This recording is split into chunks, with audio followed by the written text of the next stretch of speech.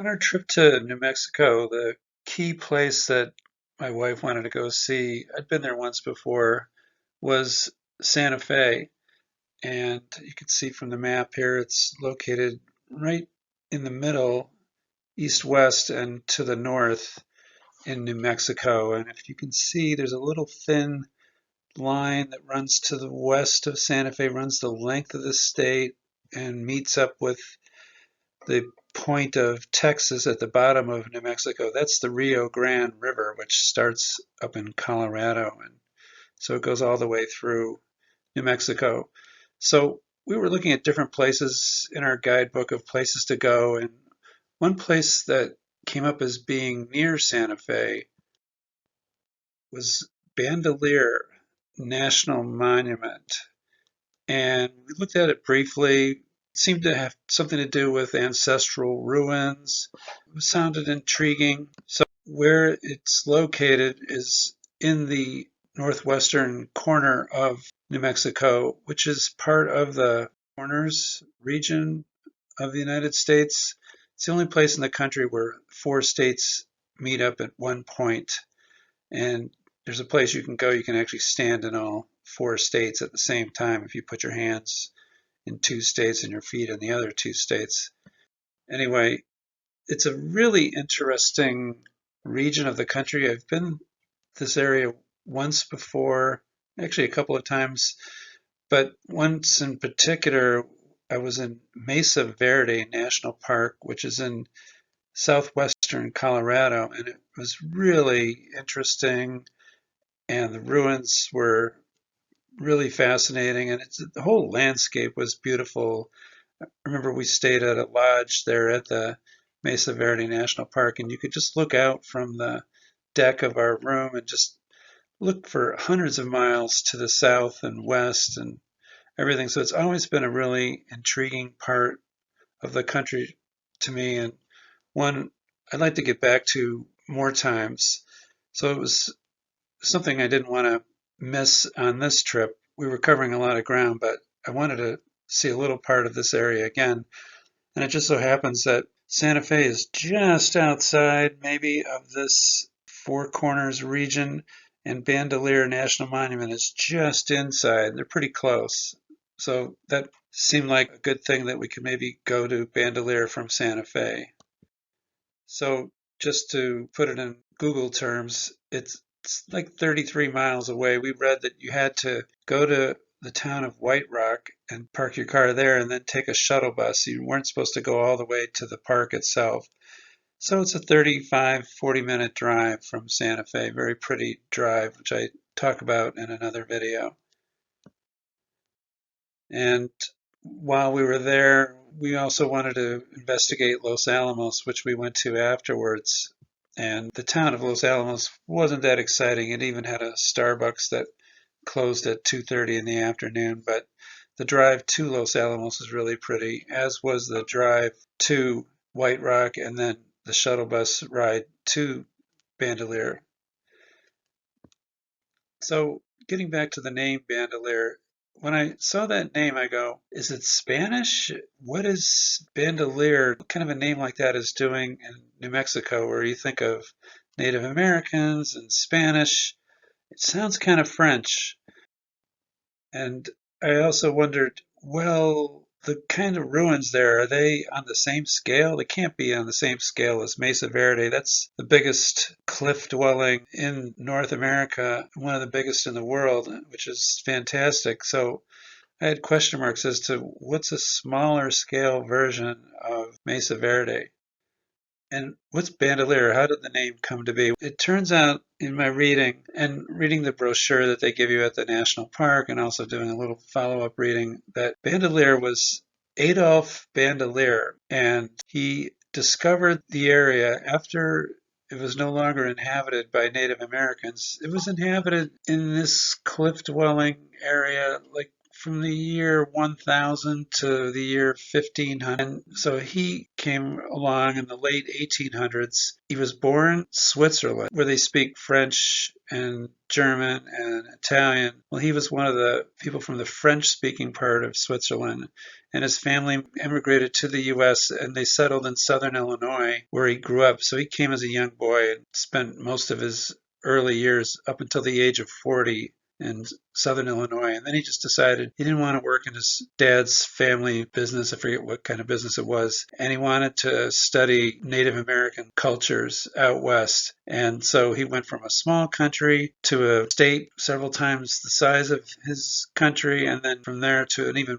bigger expansive area of New Mexico, which is more than twice as big as the state of Illinois. So that is how the place came to be named Bandelier National Monument. So as I mentioned, Bandelier National Monument is northwest of Santa Fe. So we took Route 84 north out of Santa Fe, and then we went west on Route 502. And as you start to go into the area more, you start to go into what I call the Canyonlands of New Mexico. It's really an interesting area, beautiful area, very dramatic place to drive because you're going along the sides of canyon walls, and it's a winding road and a lot of breathtaking views. Anyway, you get to the town of White Rock, which is a suburb of Los Alamos, and it's where a lot of people who work in Los Alamos live in White Rock if they don't live in Los Alamos itself. So you go there and then you get on a shuttle bus that takes you the rest of the way to the park. And here's the White Rock Visitor Center where you can stop to read about things, park your car, and then they have this shuttle service and wait for the bus, and then the bus comes and there's people who are coming from the park that are coming back, and there's a fair amount of people waiting to get on the bus. And I thought this was cool because it's close to Los Alamos, where they do a lot of nuclear science studies. They call this Atomic City Transit. I thought that was really cool. So there's a long line of people that were waiting to get on the bus, and we were all fit on the bus. So then you take bus ride through a winding road that goes along the sides of more canyons, more breathtaking views. And as you can see, it's not a straight line by any means. And then you finally get to the visitor center in the park. So the area where the visitor center is and where a lot of the ruins are that you can take a look at is just in one part of the park. And one thing I wanted to draw your attention to is I've underlined various places where there are canyons, and there's just canyons everywhere. And it's a really interesting area. I will note, can't quite read it in the lower right-hand corner, but a lot of these canyons, any kind of streams that run in them, they run into the Rio Grande River, which comes through, and there's a canyon that it runs through called White Rock Canyon, and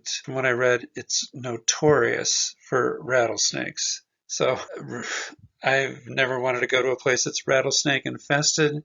I don't know if notorious makes me feel any better, but anyway, it's something you always have to keep this in mind when you're in the West. So as I mentioned, it's part of this really interesting area. This is from a sign route and shows the Rio Grande River cutting through, and where the Bandelier National Monument is in this one canyon called Frijoles Canyon, which in Spanish means beans. I don't know how I came up with the name Beans Canyon, but Frijoles sounds nicer. And these canyons, what they are, where you see Valle Grande, they also call that Valle Caldera. There used to be like a huge mountain volcano that sort of blew its top, and all the lava came and flowed down from the side of the mountain, and over millions of years it's eroded away, but it descends down and the canyons are cut into the former lava beds, and it's just really, it makes for a dramatic landscape. You might think that this exists other places, and it probably does in North America, but I don't know, this just seems pretty unique. And I've also heard the Valle Grande or Valle Caldera is a really interesting place to go to also. We didn't have time to go there, but it's something I wouldn't mind going back to if we're in the area again. So anyway, that sets the scene for getting to Bandelier. And then, as I mentioned, the area we're going to be looking at is just in this one small quadrant of the national park, national monument. There are 70 miles of trails, so if you really get into it and you want to do all the trails. You can do 70 miles worth. It'd be quite an adventure. And they only let you camp out at, I think, 1 or 2 places in the park. And you can't burn a fire like a regular fire. You have to use like a camp stove type thing. So that takes away a little bit from the feeling you get when you go camping out. But anyway, there's a lot of trails. And so where we walked was just in one small part, didn't cover the whole park by any stretch.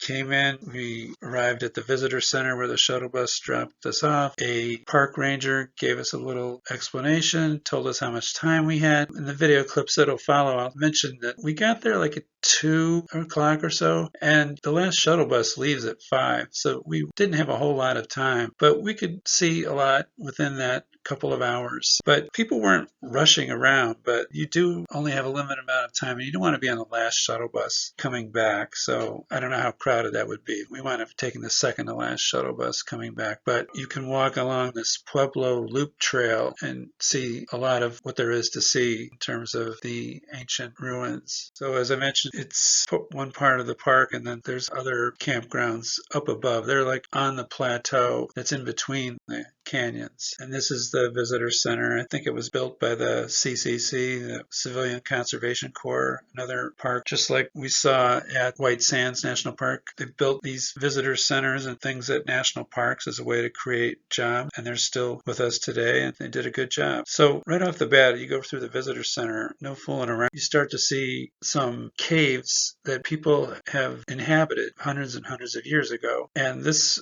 one cave caught my eye in particular right as you look over the roof of the visitor center, and there's a slightly more close-up view. There's actually several caves, and that's a real close-up view, but there's no trails there. You're not supposed to go off the trails, but it looked really interesting. It was just one of the caves that people used to live in, and this is just sort of the general landscape that you'll see. We were there on a perfect day, slight breeze, totally cloudless sky, blue sky, and the canyon where the dwellings are, I don't know if this is the case of every place where they have cliff dwellings, but canyon ran roughly east-west, and the only dwellings were along the north wall, so that would be facing south. So I don't know if it just happened to be that the rock was better for caves, or there's a lot of places where they've dug out caves. They're not just natural caves, but they wanted to be facing south, take advantage of the sun.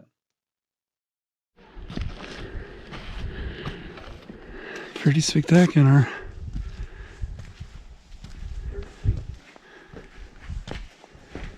No, really, get my hand.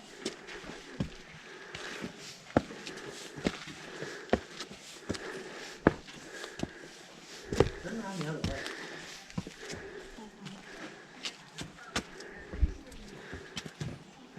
Okay, 1, 2, 3. I'm gonna go this way. So we're on the main loop trail. My wife was just with me, but she wants to go back to the visitor center, back that way. And I just went on this little spur that goes up here, and you can see some of the cliff dwellings.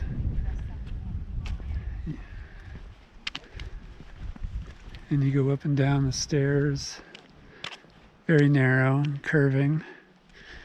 Some people had to stop midway because their hearts were pounding. We are at altitude. I'll put the altitude on the screen. I'm not sure what altitude we're at, but I have a feeling it's maybe 8,000 feet.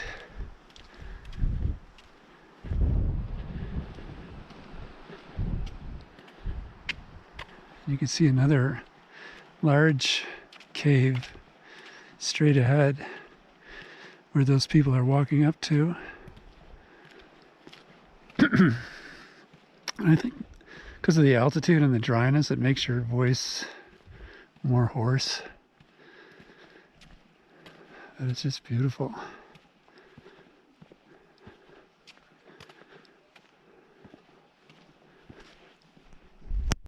Pathway is paved like a sidewalk. That's kind of unusual to go for a hike, but basically be on a concrete sidewalk. All right, let's go up these steps. Others have less obvious meanings. Once considered rock art, it is becoming apparent these drawings had much deeper and specific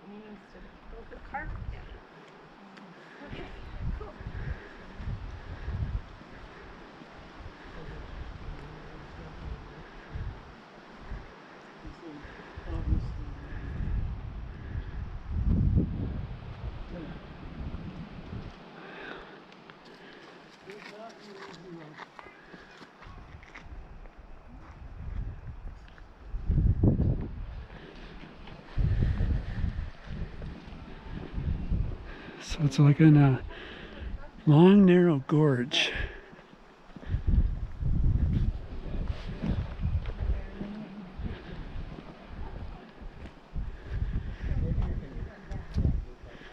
No one's really rushing, but we all have to be back.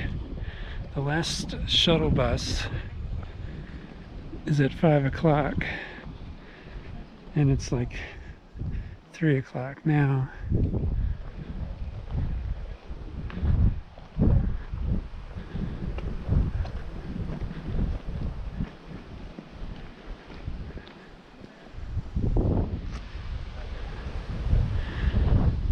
Hopefully you can't hear the wind too much, but it is blowing.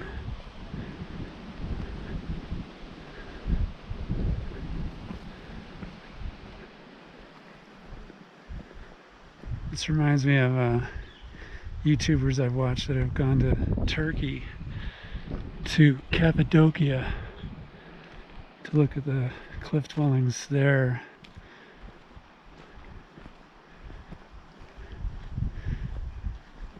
But really, I mean, in terms of cliff dwellings and building in the landscape, nothing tops Mesa Verde, if you ask me, in southwestern Colorado. It's really something to see. That's a national park.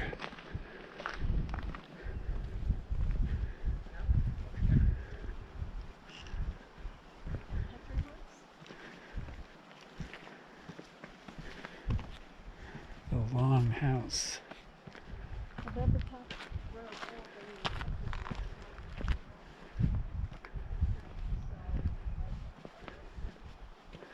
Lots of cacti here.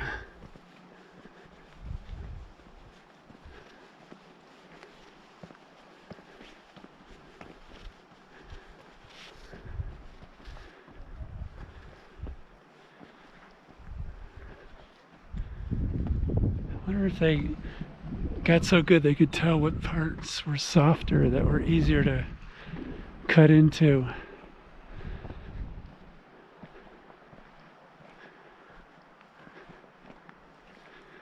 Or maybe it was trial and error.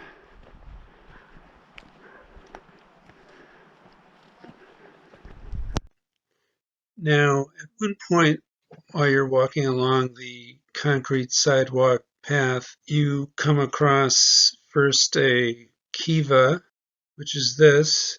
They used it for some kind of ceremonies, and I do not know whether this had a roof on it or not, but you read the descriptions of what they think it might have been used for, and they always sort of leave you hanging, like, what was it really used for? But these are common in these kind of cliff dwelling communities. And then this is a typical view looking back up at the rock face cliffs into which the caves are dug out, or people are taking advantage of natural caves in the geology. And then this is a large remnant of a large round structure, and you get the best idea of what it was by looking at this artist rendering, what they think it looked like 500 to 1,000 years ago. And the previous picture was looking to the south, and this is looking to the north, so it's the opposite direction. And they think it was either used for housing or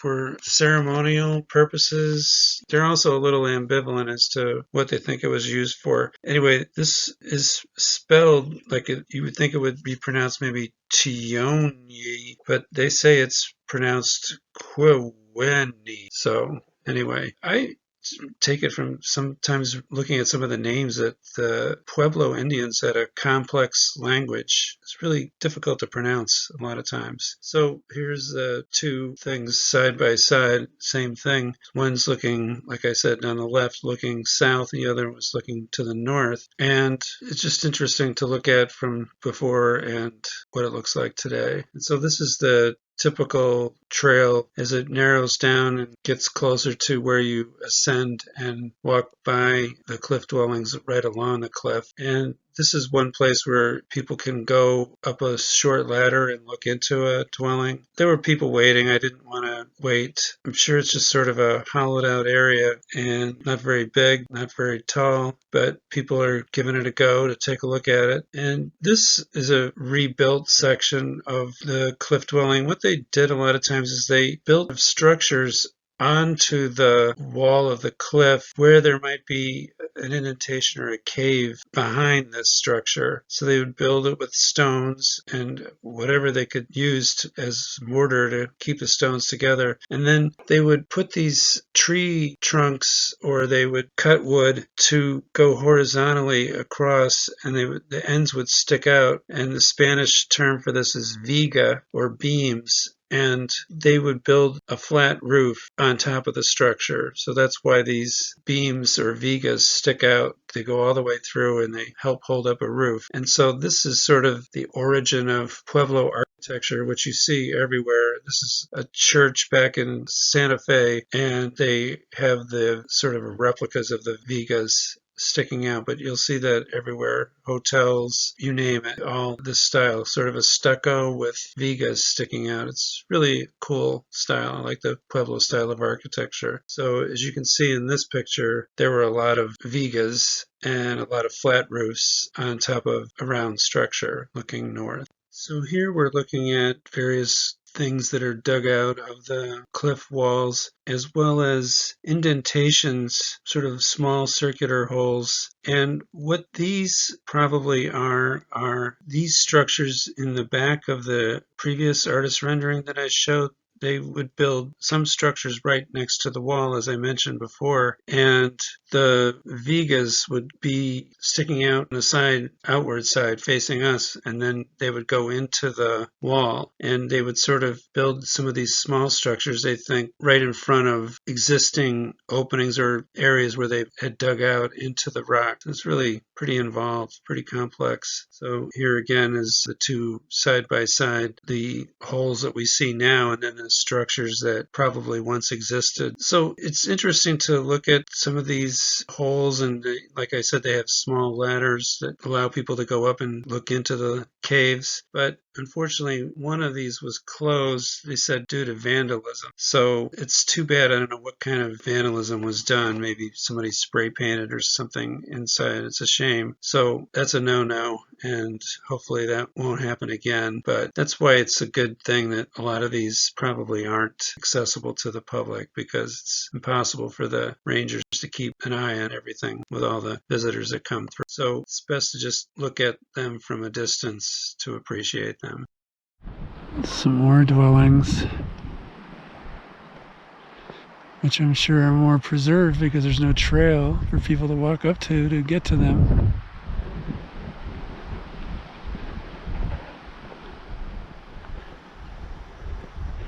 Now the trail is more of a cobbly, pebbly walk.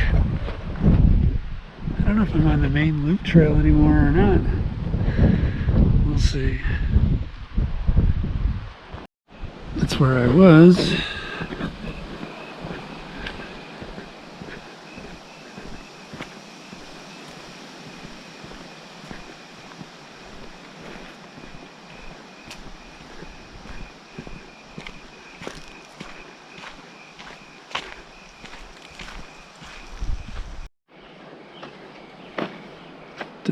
Decisions. All right, let's try it.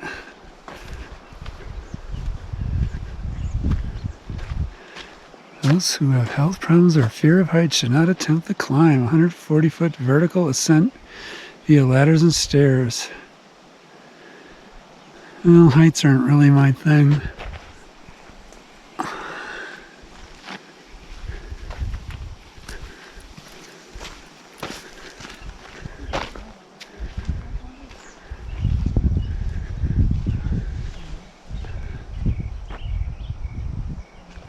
Beautiful though.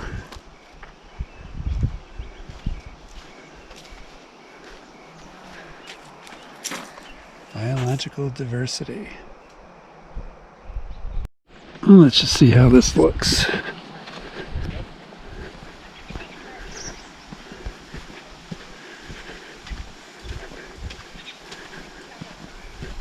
Further in, you can see some more cliff dwellings there through the trees.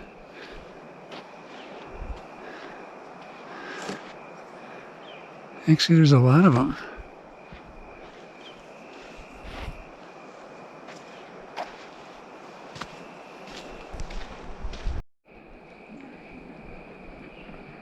Pretty wild tree, huh?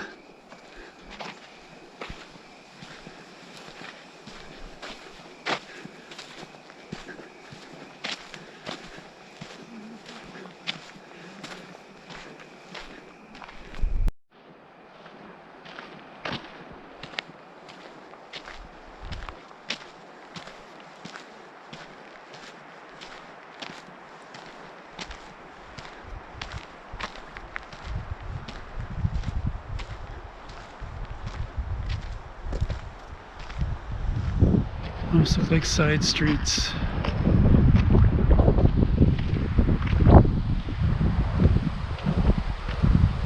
Yep, and there's more caves on the side street.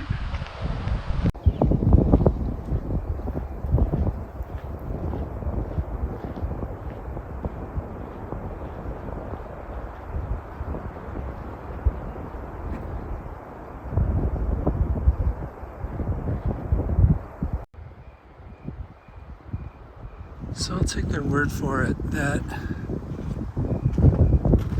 the alcove house here is that bowl-like opening up there that people are walking up to and walking up the stairs. Good for them.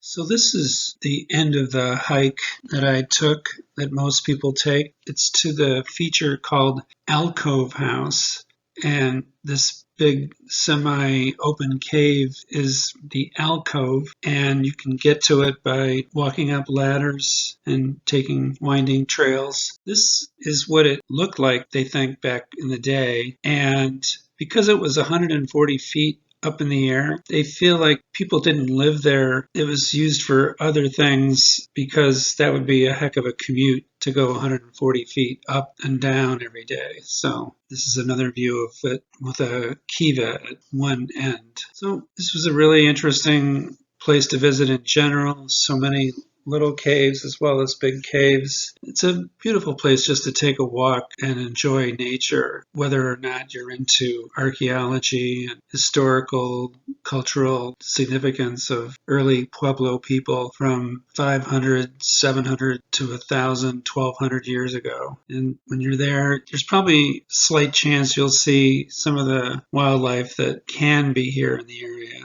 They say you'll mostly, if you see any animals, you'll see squirrels, and that's about it. But they do have bears and mountain lions, which are rarely sighted. And there are also reptiles. Fortunately, I didn't see any on my trip, and that's just fine with me. So I just really highly recommend this general area to go visit. It's not just Bandelier, but it's other canyons that come down from the Valle Grande or Valle Caldera, northwest of Santa Fe.